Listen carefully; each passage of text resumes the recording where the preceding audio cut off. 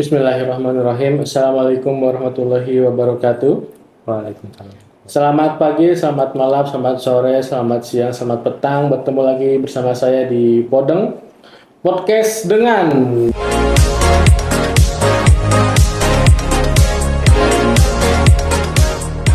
Mas Yuda. Mas Yuda. Eh, eh, eh, eh, eh, Ya, tepuk tangan. Ya, kembali lagi bertemu dengan saya, host yang kelihatannya sudah tua padahal masih muda, tapi memang rambutnya sudah tidak ada. Untuk edisi kali ini, kita kedatangan bintang tamu yang sangat luar biasa. Seorang duta BPJS Kesehatan dari kantor cabang Mataram. Ya, halo. Selamat sore, Mas. Sorry. Ya, Mas seragamnya sama ya. Iya kan itu satu kantor, Mas. Oh iya. Tapi juga sama gitu sih ngomongnya. Oke. Iya. Dan sekarang kita ada mic ya.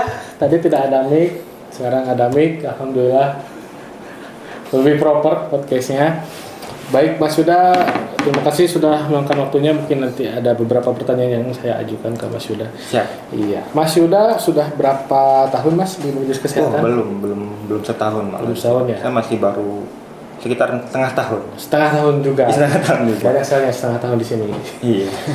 Iya, untuk Mas Yuda sekarang posisinya sebagai apa di BPJS Kesehatan? Posisi saya sebagai Gelandang tengah. enggak dong. Enggak dong, kan enggak lagi bola. Pasien. Oh. Jadi dari bagian mutu layanan kesehatan untuk bagiannya jadi edukasi penanganan pengaduan peserta di rumah sakit atau biasa disingkat EP3RS. Wah, banyak sekali ya. Iya, makanya disingkat itu, Mas. Singkatannya panjang. Iya. Kalau boleh tahu Mas, tugas pokok dari staf EP3RS itu apa, Mas? Untuk tugas pokok sendiri yang paling pertama sih kan kita di eh, bagian saya itu diinisiasi agar ada yang membantu pasien-pasien yang mengalami kendala di rumah sakit. Itu sih sebenarnya yang paling penting. Berarti spesifik untuk betul untuk peserta pasien di rumah sakit. Betul. Oh, berarti Mas itu kerjanya lebih banyak Di rumah sakit. di rumah sakit. Kunjungan rumah sakit benar. Oh, gitu. Berarti Mas keliling gitu ke rumah sakit Betul. untuk istilahnya mendengarkan keluhan dari Betul. peserta yang memakai layanan BPJS Kesehatan. Betul. Luar biasa ya. Nah, Mas, mungkin karena banyak sekali berhadapan dengan peserta yang menggunakan pelayanan BPJS Kesehatan, tentunya banyak sekali ya pengalaman-pengalaman selama bekerja. Boleh diceritakan mungkin apa saja pengalaman-pengalamannya? Nah, untuk pengalamannya sendiri berbagai macam sih, Mas. Dari yang awalnya pesertanya baik, ada yang marah-marah juga. Pernah waktu itu pengalaman saya bersertanya saking baiknya itu saya sampai diundang ke rumahnya. Oh gitu? Iya, sampai diundang ke rumahnya. Tapi kan itu memang bentuk gratifikasi ya. Jadi kita nggak boleh untuk menerima ajakan itu. Mereka mengundang kita karena merasa program dari BPJS Kesehatan ini. Mereka bilang kalau tidak ada BPJS ini, maka akan banyak biaya yang dikeluarkan untuk sembuh dari penyakitnya gitu. Untuk yang marah-marah sendiri sih, ya nggak semuanya sih memang marah-marah, tapi emang ada beberapa yang marah-marah, seperti saya juga pernah hampir dipiralkan juga sama peserta. Ya, karena memang mereka merasa tidak puas dengan layanan yang didapat.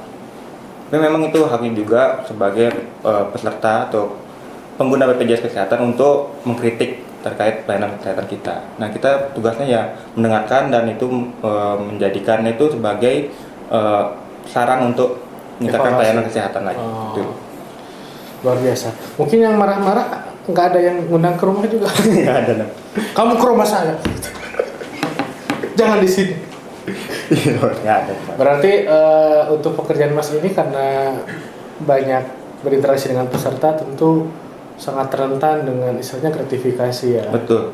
Nah, untuk menjaga kita tetap berintegritas dalam bekerja dan menjauhkan diri dari godaan gratifikasi itu bagaimana Mas caranya? Ini mungkin menurut pendapat saya pribadi ya, Mas ya. Untuk menjaga integritas diri itu yang pertama kita harus tahu tujuan kita bekerja di sini sebagai apa.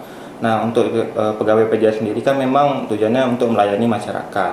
Gitu. Nah, kita dari hal itu kita bisa mempertimbangkan atau memiliki keyakinan sendirilah untuk melakukan jasa ke masyarakatnya, betul. Oh, gitu.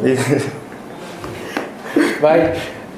Nah, untuk bagi peserta sendiri Mas, ketika dia memang merasa tidak puas dengan layanan kesehatan, kalau Mas kan mungkin tidak semua rumah sakit setiap hari dikunjungi ya. Betul.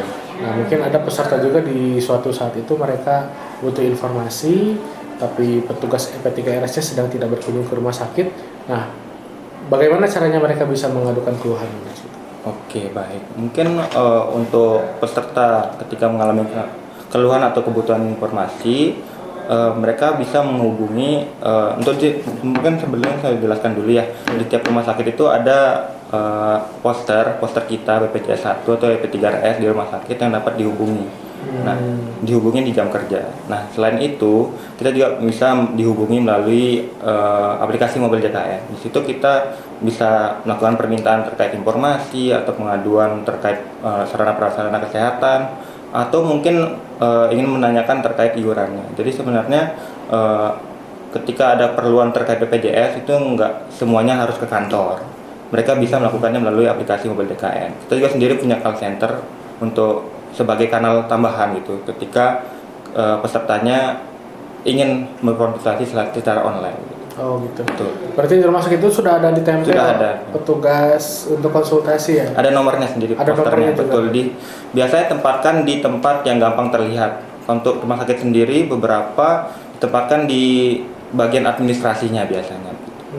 Nah, dan untuk poster sendiri itu bukan hanya dari petugas BPJS-nya juga, dari petugas rumah sakitnya juga ada, betul. Di rumah sakit sendiri istilahnya petugas informasi penanganan pengaduan. Betul. Kita bisa dibilang sebagai perwakilan BPJS juga di rumah sakitnya. Oh gitu ya. Berarti pasti ada ya setiap rumah sakit Pasti di ada, tempat pasti yang ada. terlihat ya gitu. Betul, pasti ada. Berarti kalau di ruang genset nggak ada? Enggak ada. Enggak ada yang lihat itu. Siap. Baik, kalau untuk selain yang tadi tantangannya mungkin Mas, apakah karena nomor telepon Mas kan di Pampang di rumah sakit? Ada nggak pengalaman dihubungi tengah malam gitu jam 3 ditelepon? Iya. Lagi tidur, itu sering Mas itu? Itu pernah beberapa kali peserta menelpon di luar jam kerja ya istilahnya.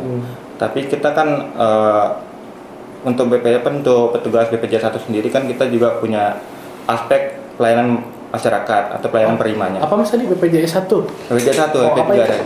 Singkatannya apa BPJS 1? BPJS 1 siap membantu gitu. Oh, sponsor. Iya. Kalau 2? Gak ada ya? Nggak ada. Saya akan lanjut Mas. Iya. Nah, kita kalau di BPJS sendiri kan kita punya panduan untuk terkait pelayanan prima. Yang pertama mungkin salah satunya itu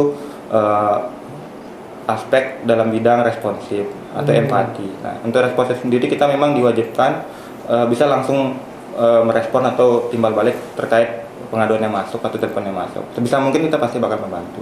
Oh gitu. Iya. Jadi meskipun si peserta dia menghubungi di luar jam kerja, sebisa mungkin petugas yang dihubungi tersebut tetap Kita bantu, tetap merespon begitu. Luar biasa memang. Baik Mas, mungkin terkait keluhan peserta ini, kalau misalkan Mas mengalami kendala dalam hal penanganan keluhan, mungkin tidak bisa di handle sendiri. Nah itu gimana Mas biasanya untuk alur solusinya itu? Mungkin kita kembali lagi ke terkait permasalahan utamanya apa ya Mas ya. Untuk bidang EP3RS sendiri atau BPJS 1 sendiri memang kan kita bisa dibilang harus paham terkait keseluruhan BPJS karena kita langsung berhubungan dengan masyarakat. Nah, untuk permasalahan sendiri kan permasalahan nggak cuma sekedar dari pelayanan kesehatan, bisa juga terkait iuran atau mungkin terkait kepesertaan dari BPJS tersebut, BPJS peserta tersebut. Jadi kita memang koordinasi ke bidang terkait, bidang lain atau UKPF yang terkait gitu. Jadi misalkan kalau pesertanya nanya kok ada tagihan, kita bisa langsung nanyakan ke bagian keuangan di BPJS. Nah, untuk misalkan terkait masalah non aktif kartunya atau segmentasi pesertanya masih belum jelas, kita bisa langsung nanya ke bidang kepesertaan atau bidang terkait yang lainnya. Gitu. Jadi memang kita harus saling koordinasi untuk terkait penyelesaian masalah-masalahnya. Kalau bisa memang harus menemukan solusinya langsung. Gitu. Oh gitu. Nah itu Mas ada SLA-nya nggak Mas atau mungkin jangka waktu batasan untuk merespon atau memberikan solusi atas permasalahan yang dialami oleh peserta. Kita kembali lagi ya untuk permasalahannya sendiri kan mungkin ada permasalahan dari lisan yang kita temui langsung di rumah sakit itu kalau bisa memang kita langsung selesaikan, kita Di tempat, memberikan solusi di tempat. Nah misalkan kalau mereka pengaduannya masuk melalui aplikasi Mobile JKN, nah di situ kita mempunyai SLA 1 sampai 2 hari karena 1 hari langsung dari pusat diolah dulu. Nah di situ kita harus merespon dalam waktu 2 hari itu terkait solusi yang atau terkait permasalahan yang ada dilakukan di aplikasi tersebut.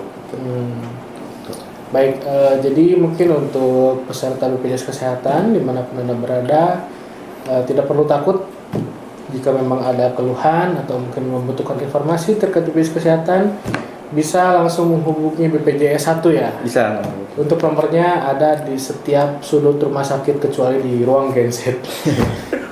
Untuk Mas sendiri, ini mungkin terakhir boleh tips dan trik mungkin untuk duta BPJS Kesehatan yang lain, bagaimana supaya sebagai petugas BPJS 1 tetap bisa profesional dalam menghadapi peserta. Silakan.